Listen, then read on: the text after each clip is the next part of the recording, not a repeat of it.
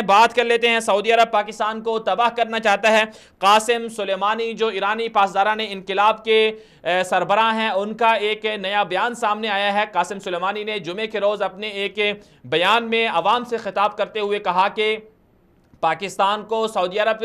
کے ساتھ جو تعلقات ہیں ان سے باز آ جانا چاہیے، اور ساتھ ساتھ قاسم سلیمانی نے یہ بھی کہا کہ سعودی عرب جو ہے وہ پاکستان کو پیسے دے کر ایران میں حملے کروا رہا ہے۔ اس کا مطلب براہ راست یہ ہوا کہ نہ صرف پاکستان بلکہ سعودی عرب دونوں مل کر جو ہے ایران میں حملے کرتے ہیں۔ اور پھر ساتھ ساتھ یہ بھی کہا، ایرانی پاسداران انقلاب کے جنرل جو ہیں قاسم سلیمانی بہت بدنام بھی ہیں، کیونکہ انہوں نے عراق اور شام اور یمن کے اندر جو ہے وہ جس طرح سے خانہ جنگی مسلط کی، اس کی وجہ سے جس طرح سے لوگوں کا قتل عام ہوا وہ دنیا کے سامنے ہے۔ انہوں نے ساتھ ساتھ یہ بھی کہا کہ پاکستان اگر دہشت گردوں کے خلاف کارروائی نہیں کرے گا اپنی سرحدوں کے اندر، تو ایرانی جو فورس ہے، ایرانی جو پاسداران انقلاب ہے، وہ گھس کر پاکستان میں دہشت گردوں کے ٹھکانوں پر حملہ کریں گی۔ تو اور اس سے پہلے بھی پچھلے ہفتے بھی ہم نے دیکھا کہ ایک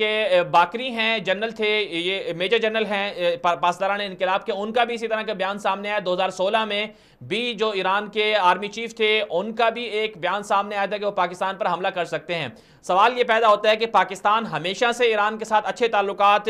رکھنے کا کہتا رہا ہے، کہ پاکستان نے ہمیشہ سے یہ کہا ہے کہ ایران ہمارا پڑوسی ملک ہے، ہم ان کے ساتھ اچھے تعلقات کے خواہاں ہیں۔ لیکن دوسری طرف سے ایران بدلے میں پاکستان کو کیا دے رہا ہے کہ ایران پاکستان پر حملے کی باتیں کرتا ہے۔ ایران کو پاکستان اور سعودی عرب کے ساتھ جو تعلقات ہیں، پاکستان کے اندر سعودی عرب کی جو $20 ارب کی سرمایہ کاری ہے وہ ہضم نہیں ہو رہی۔ تو اس حوالے سے پاکستان کی گورنمنٹ کا جو اب تک کا نقطہ نظر ہے وہ انتہائی افسوسناک ہے، کیونکہ اب تک کوئی ایسی بڑی مذمت نہیں کی گئی، ایسی بڑی بات نہیں کی گئی کہ ایران کس طرح سے پاکستان میں حملے کی بات کرتا ہے۔ اور پھر دوسری طرف سے ہم نے دیکھا کہ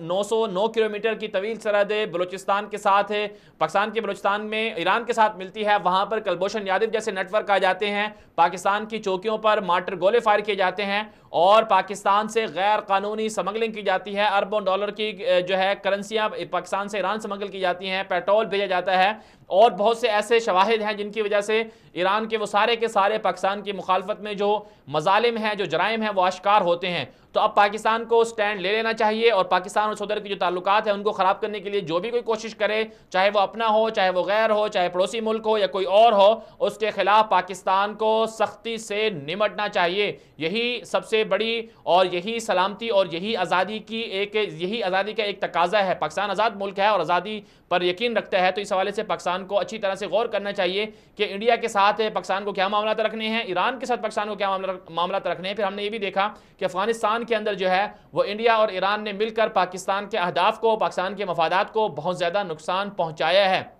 افغانستان کی منڈیوں پر اس وقت